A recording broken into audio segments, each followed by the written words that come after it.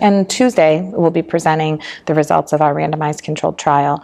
We conducted, myself and Dr. Larry Brandt, he's at Montefiore Medical Center, we conducted a multi-center or dual-center double-blind placebo-controlled trial of fecal transplant for recurrent C. diff. So patients either got a fecal transplant using fresh stool from a donor, or they got their own stool reinfused back into them as a placebo.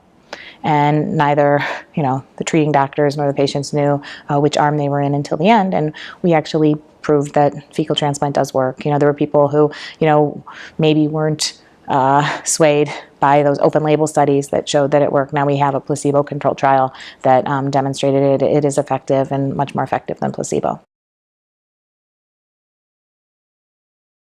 Yeah, I think it's like, there's all these elements of bias when you do something open label, and, you may be, in swaying results with what you think should happen, or with patients who are coming in maybe who don't have recurrent C. diff, who have irritable bowel or something like that, and they say, oh, I'm better after the fecal transplant. So doing it in this really rigorous trial, it definitely took us a long time. It took about 2.5 years to enroll all the patients. Towards the end, it got a little difficult because when we first started, not a lot of people were offering FMT, and so having patients sign on to potentially get a placebo was a little easier.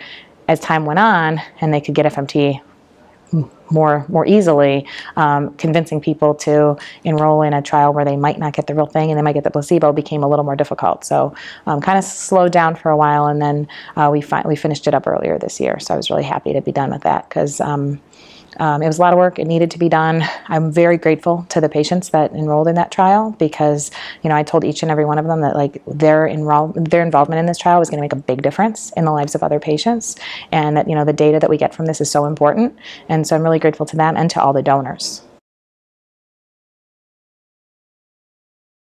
FACG overall 2015, well, I hope that our trial gets a lot of headlines, because I worked really hard on it, and I hope it convinces any of those remaining kind of naysayers that FMT works, and that you should really, if you're not implemented it in your practice, you should do so, because these patients, they do benefit. They benefit greatly from it. It takes people who are very debilitated by these recurrent cycles of infection, and it gives them their life back.